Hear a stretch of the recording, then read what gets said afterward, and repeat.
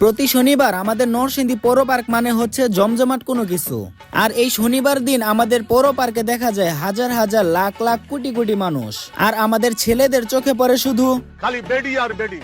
আমরা জানি এই মেলাকে বলা হয় নরসিংদী নারী উদ্যোক্তা মেলা। আর এই মেলাতে শুধুমাত্র মহিলাদের জিনিসপত্র এবং দৈনন্দিন জীবনের সংসারের জিনিসপত্রই পাওয়া যায়। আমার বাসা থেকে পৌর পার্ক যাইতে বাইক দিয়ে সময় লাগে মাত্র 5 মিনিট। মেলার ভিতরে ঢুকলে প্রথমে চোখে পড়বে একটা বাতি জ্বালানো। কেউ আবার এই বাতিকে সাধারণ বাতি ভেবে ভুল করবেন না, এই বাতি হচ্ছে পুরা মেলাকে আলোকিত করে রাখার বাতি।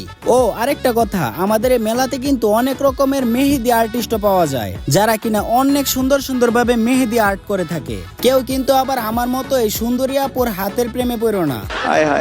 যাই হোক, আমাদের এই মেলাতে যেহেতু মহিলাদের যাবতীয় জিনিসপত্র এবং সংসারের জিনিসপত্র পাওয়া যায়, তার জন্য মহিলা মানুষই অনেক বেশি। আর আমাদের মতো ছেলে মানুষ তো যায় শুধু। আমাদের আজকে মেলায় যাওয়ার প্রধান কারণ ছিল, না থাক বাদ দেই, আমার যদি আজকে একটা কিউট গুলুমুলু গার্লফ্রেন্ড থাকতো তাহলে আমিও এই বেলুনের গরু আর ডলফিন মাছগুলা কিনে দিতাম। আমাদের এই পৌর পার্কের মেলাটি নিয়ে দেখলাম অনেক তর্ক বিতর্ক আর সমালোচনা চলতেছে। সমালোচনাগুলো হলো এটা একটা পার্ক বা বিনোদন মাধ্যম, এখানে মেলা বসবে কেন?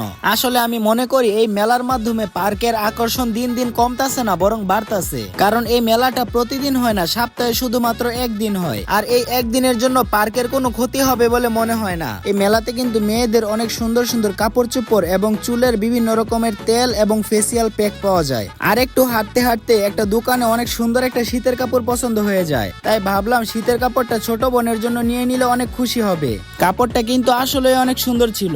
যাই হোক, তারপর মেলা ঘোরাঘুরি আর দেখা দেখি শেষ করে মহিলাদের পারাপারি থেকে বের হয়ে চলে আসলাম মেলা থেকে। তারপর চলে আসলাম রিসেন্টলি ভাইরাল নরসিংদী স্টেশনের সাথে আহার রেস্টুরেন্টে। এখানে 8 ইঞ্চি পিৎজা মাত্র 199 টাকার অফার চলছে। রেস্টুরেন্টের ভিতরের ডেকোরেশনটা মাশাআল্লাহ অনেক সুন্দর, আর স্টাফদের বিহেভিয়ারও ছিল অনেক ভালো। আর এত সুন্দর ডেকোরেশন দেখে একটু ভিডিওগ্রাফি না করলে ভালোই লাগবে না?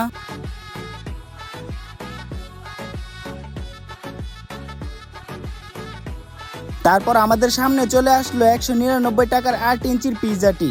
গাইস, মাত্র 199 টাকার 8 ইঞ্চির পিৎজাটা আসলে আমি কি বলবো, আহারের যে একটা দিছে, এই কি জানি বলে, ডিসকাউন্ট দিছে।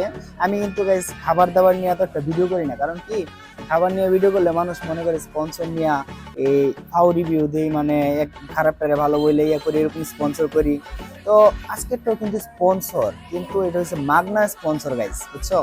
কারণ মাগনা স্পন্সর মানে হচ্ছে পকেটে টাকা আসবো না, মানে পেট খালি থাকবো। হ্যাঁ, পেট খালি থাকলে কিন্তু অরিজিনাল রিভিউটা আসবো। এই তো আজারা বাজারা ফাউ রিভিউ কিন্তু কখনো আসবো না।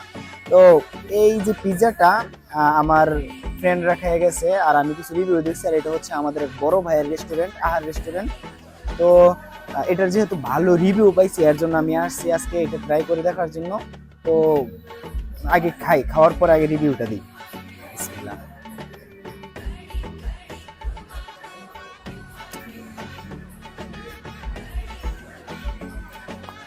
ভালো, আলহামদুলিল্লাহ, মোটামুটি ভালো।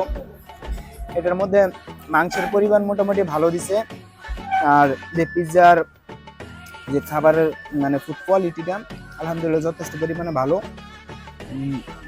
আসলে অন্য যাদের কাছ থেকে শুনছি ওরা আসলে খারাপ রিভিউ দেওয়ার লোক না, তো এরপরও দেখা গেছে নিজে একবার টেস্ট করে তারপর রিভিউ দেওয়াটা ভালো। তো গাইস, 199 টাকার 8 ইঞ্চির পিৎজাটা আসলে ভ্যালু ফর মানি আর কি, এরকম বলা যায়। গাইজ, 199 টাকার পিৎজাটা কিন্তু আসলে অনেক মজার ছিল, তোমরাও চাইলে ট্রাই করতে পারো। যাই হোক, আজকের মতো ভিডিও এখানে শেষ করতেছি, আবার দেখা হবে পরবর্তী কোনো ভিডিওতে। এ পর্যন্ত ভালো থেকো সবাই, আল্লাহ হাফেজ।